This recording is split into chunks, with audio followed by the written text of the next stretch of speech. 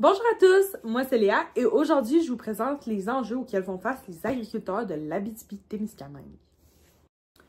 L'Abitibi-Témiscamingue est bien connue pour ses paysages ruraux, ses ressources naturelles, mais aussi son climat difficile. D'ailleurs, l'agriculture y joue un rôle majeur dans l'économie locale. Dans cette vidéo, nous explorerons les défis que rencontrent les fermiers d'ici, mais aussi les solutions qui sont mises en place pour surmonter ces obstacles à travers un témoignage et des données de recherche. L'Abitibi-Témiscamingue a été colonisée en grande partie au début du 20e siècle grâce au plan Vautrin qui visait à encourager le peuplement des régions du Québec. Ce plan a permis la création de fermes, surtout axées sur l'agriculture extensive, mais il a aussi causé des problèmes liés à l'isolement géographique et au climat rigoureux. Aujourd'hui, malgré ces conditions difficiles, l'agriculture reste un pilier essentiel dans l'économie régionale. Selon le MAPAC, la région reste encore un acteur clé dans la production de lait, de grains et de viande, et elle est aussi impliquée dans l'agriculture bioalimentaire de plus en plus. Le climat de l'Abitibi-Témiscamingue est particulièrement rigoureux avec des hivers longs et des étés courts, ce qui limite la période de culture. La saison de culture étant plutôt courte rend difficile la production de certaines récoltes plutôt sensibles au gel.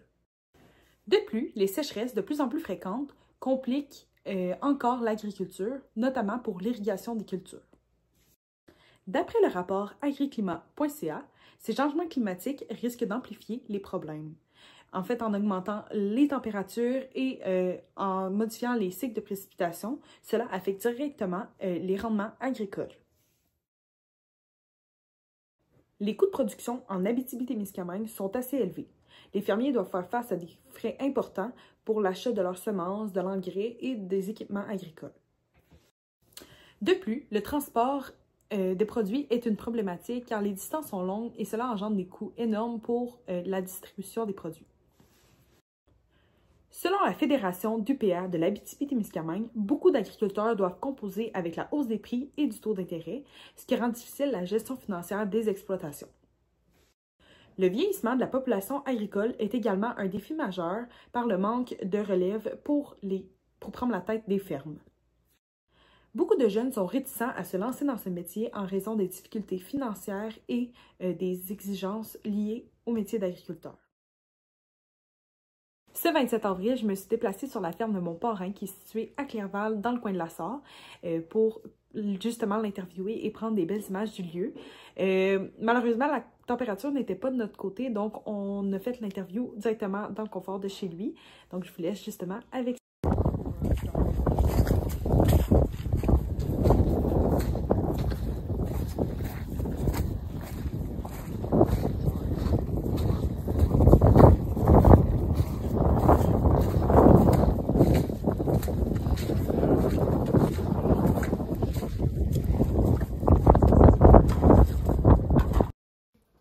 Bonjour Martin, ça va bien? Oui, bonjour. Oui. Pourrais-tu te présenter un peu, nous expliquer quel type d'agriculture tu pratiques ici? Bonjour, Martin Roy. Je suis en production agricole. Je suis dans le vache-veau, principalement d'Angus. Puis c'est ça. Parfait. Quelles sont les principales difficultés que tu rencontres avec le climat dans ton travail? Les principales, c'est le plus bel exemple, c'est il y a 2 ans, la grosse sécheresse qu'on a eue. Ça a affecté beaucoup les céréales et le fourrage. Et l'hiver, les froids rigoureux, c'est assez difficile aussi pour les animaux. Il faut les soigner pratiquement à volonté. C'est de l'énergie en masse. Et le printemps, l'automne aussi, c'est principalement des petits problèmes vu que le climat est changeant beaucoup, comme la pluie et le froid, tout ça. Comme aujourd'hui, c'est un bel exemple. Là, ça rend le terrain vraiment vaseux. Ok, parfait. Quel impact ont les coûts de production et le transport sur l'exploitation dans ton cas? Puis est-ce que tu as des stratégies pour surmonter ça? C'est principalement, vu qu'on est en région éloignée, c'est beaucoup le transport et la difficulté, vu qu'on est en région éloignée. Le transport des fournitures, les plastiques, les semences et tout ça, ça remonte les coûts beaucoup. Ça fait que ça donne... c'est de l'argent qu'on débourse de plus, mettons. Surtout vu qu'on est loin justement des... C'est ça, vu qu'on est en région éloignée. Parfait. Est-ce que tu reçois des aides ou des subventions pour ces coûts-là ou... subvention pour ça. J'assume les coûts pratiquement de 100%. C'est moi qui débourse ça. OK. Puis, est-ce que pour le futur, tu as un successeur pour prendre la relève de la ferme? Puis sinon, est-ce que tu as quelque chose pour encourager la relève agricole dans la région, des trucs ou quoi que ce soit? Présentement, moi j'ai 2 petites filles qui sont encore trop jeunes. Je ne sais pas encore s'ils vont vouloir prendre la relève. J'aimerais beaucoup ça. Je vais être en arrière d'eux autres s'ils veulent embarquer avec moi et reprendre ça plus tard. L'enjeu, ben, c'est plus aussi par rapport si. Allô, c'est ça. C'est bon. Puis finalement, qu'est-ce que tu proposes pour améliorer la situation des agriculteurs en Abitibi-Témiscamingue?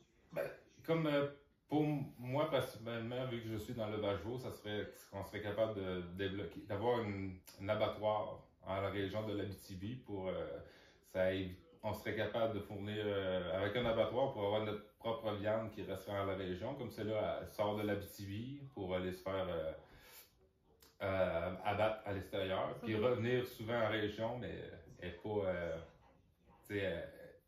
La coupe et tout ça est à l'extérieur. C'est pas autant frais, puis ça doit coûter plus cher. C'est ça, c'est un stress pour l'animal aussi, puis tout ça. Fait que la qualité de viande est moins bonne, en vrai. Moi, j'aimerais bien ça, être capable d'un abattoir en région, ben, ça serait top. Ouais. Oh, mais parfait, merci beaucoup. Ça fait plaisir. Ce que l'on constate à partir du témoignage et des recherches, c'est que les défis climatiques et économiques sont intimement liés. Les changements climatiques comme les sécheresses ou les gelées imprévues affectent directement les rendements et la rentabilité des fermes. De plus, le manque de soutien financier et de subventions rend les agriculteurs beaucoup plus vulnérables aux coûts de production toujours plus élevés. L'isolement géographique joue également un rôle dans cette vulnérabilité. Il semble donc nécessaire de trouver des solutions pour permettre aux agriculteurs de s'adapter au changement climatique et améliorer aussi l'accès au financement et aux infrastructures adaptées. L'agriculture durable et la diversification des circuits de vente pourraient par exemple être des pistes intéressantes dans ce cas-ci. En conclusion, bien que les agriculteurs de l'Abitibi-Témiscamingue rencontrent des défis multiples, ils font preuve de résilience et d'adaptation face à ces obstacles. Il est essentiel de soutenir la relève et de développer des solutions collectives comme les circuits courts ou l'agriculture de précision pour garantir la vivabilité de ce secteur clé dans la région. Merci à tous de m'avoir accompagné dans l'exploration des enjeux agricoles en Abitibi-Témiscamingue. J'espère qu'à partir d'aujourd'hui, vous comprenez mieux l'importance de soutenir l'agriculture locale. N'oubliez surtout pas, soutenir local, c'est soutenir les fermiers d'ici. Bonne journée!